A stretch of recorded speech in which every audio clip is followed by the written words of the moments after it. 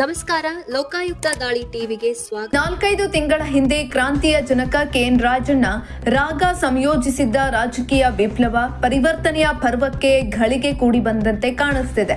ಇನ್ನೆರಡು ದಿನ ಕಳೆದ್ರೆ ನವೆಂಬರ್ ಬಂದೇ ಬಿಡ್ತು. ಶುಭ ಮುಹೂರ್ತ ನೋಡಲು ಈಗಾಗಲೇ ಪಂಚಾಂಗ ಖರೀದಿಸಲಾಗಿದೆ. ಕಾಂಗ್ರೆಸ್ನಲ್ಲಿ ಕುತೂಹಲ ಗರಿಗಟ್ಟಿದ್ದು ತೆರೆಮರೆ ಆಟಕ್ಕೆ ಟಾಸ್ ಹಾಕಲಾಗಿದೆ. ಕ್ರಾಂತಿನೋ ಭ್ರಾಂತಿನೋ, ಆದ್ರೆ ಗೊಂದಲ ಮಾತ್ರ ಮಹಾಪೂರ. ವಿಭಿನ್ನ ರೀತಿಯ ವ್ಯಾಖ್ಯಾನ ಟೆನ್ಷನ್ಗೆ ಜಾರಿಸಿದೆ. ಇದರ ಮಧ್ಯೆ ಸಿಎಂ ಬಣದಲ್ಲಿ ಮತ್ತೊಂದು ಕ್ರಾಂತಿಯ ಸುಳಿವು ಸಿಕ್ಕಿದೆ. ನವೆಂಬರ್ ಕ್ರಾಂತಿ ಗೀತೆ ನಡುವೆ ಸಿಎಂ ಡಿಸಿಎಂ ಬಣಗಳ ನಡುವೆ ಅಸ್ತ್ರ ಶಸ್ತ್ರಗಳ ಪ್ರಯೋಗಕ್ಕೆ ವಿರಾಮ ಬೀಳದಾಗಿದೆ. ನವೆಂಬರ್ ಮಧ್ಯದಲ್ಲಿ ಸಿದ್ದರಾಮಯ್ಯ, ಡಿಸಿಎಂ ಡಿಕೆ ಶಿವಕುಮಾರ್ ಡೆಲ್ಲಿ ಯಾತ್ರೆಗೆ ಸಜ್ಜಾಗಿದ್ದಾರೆ.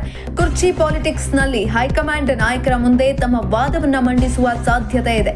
ಇದರ ಮಧ್ಯೆ ಸಚಿವ ಸ್ಥಾನದಿಂದ ಗೇಟ್ ಪಾಸ್ ಪಡೆದಿರೋ ಕೆಎನ್ ರಾಜಣ್ಣ ಜೊತೆ ಸೇರಿ ಸಿಎಂ ಮತ್ತೊಂದು ಚದುರಂಗದ ಆಟಕ್ಕೆ ಸ್ವಾಗತ ಕೋರಿದ್ದಾರೆ. ಡಿನ್ನರ್ ನೆಪದಲ್ಲಿ ಶಕ್ತಿ ಪ್ರದರ್ಶನಕ್ಕೆ ಸಿದ್ದರಾಮಯ್ಯ ವೇದಿಕೆ ಸಜ್ಜುಗೊಳಿಸಿದ್ದಾರೆ.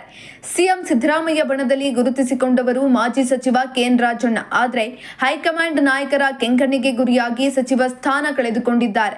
ಹೈಕಮಾಂಡ್ ನಾಯಕರಿಂದ ದೂಷಣೆಗೆ ಒಳಗಾಗಿರೋ ತಮ್ಮ ಆಪ್ತನ ಕೈಬಿಡದೆ ಜೊತೆಯಲ್ಲಿ ಕರೆದೊಯ್ಯಲು ಸಿದ್ದು ಡಿನ್ನರ್ ಸಭೆಯಲ್ಲಿ ಭಾಗಿಯಾಗ್ತಿದ್ದಾರೆ.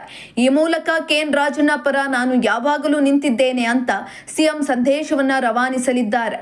ರಾಜಣ್ಣ ಕರೆದಿರೋ ಡಿನ್ನರ್ನಲ್ಲಿ ಕಾಂಗ್ರೆಸ್ನ ಶಾಸಕರು, ಸಚಿವರು, ಸಚಿವಾಕಾಂಕ್ಷಿಗಳು ಭಾಗಿಯಾಗುವ ಸಾಧ್ಯತೆ ಇದೆ. ಈ ಮೂಲಕ ಸಿಎಂ ಡೆಲ್ಲಿಗೆ ತೆರಳುವ ಮುನ್ನ ಇದೊಂದು ಶಕ್ತಿ ಪ್ರದರ್ಶನದ ಔತಣಕೂಟ ಅಂತಲೇ ರಾಜಕೀಯ ಪಡಸಾಲೆಯಲ್ಲಿ ಚರ್ಚೆ ನಡೆಯುತ್ತಿದೆ. ಈ ಮೂಲಕ ದೆಹಲಿ ನಾಯಕರಿಗೆ ಸಿದ್ದರಾಮಯ್ಯ ತಮ್ಮ ವರ್ಚಸ್ಸನ್ನ ತೋರಿಸಲು ಡಿನ್ನರ್ ವೇದಿಕೆಯಾಗಲಿದೆ. ಒಂದೇ ಸಮಯದಲ್ಲಿ 2 ಸಂದೇಶಗಳನ್ನ ರವಾನಿಸಲು ಸಿದ್ದರಾಮಯ್ಯ ತಂತ್ರಗಾರಿಕೆ ಹೆಣೆದಿದ್ದಾರೆ. ಆದರೆ ಸಿದ್ದರಾಮಯ್ಯನವರ ಬಣದ ಔತಣಕೂಟಕ್ಕೆ ಡಿಸಿಎಂ ಡಿಕೆಶಿ ಬಣ ಹೇಗೆ ಟಕ್ಕರ್ ನೀಡಲಿದೆ, ಇವರ ಸ್ಟ್ರಾಟಜಿ ಏನಾಗಿರಲಿದೆ ಅನ್ನೋದು ಮುಂದಿರೋ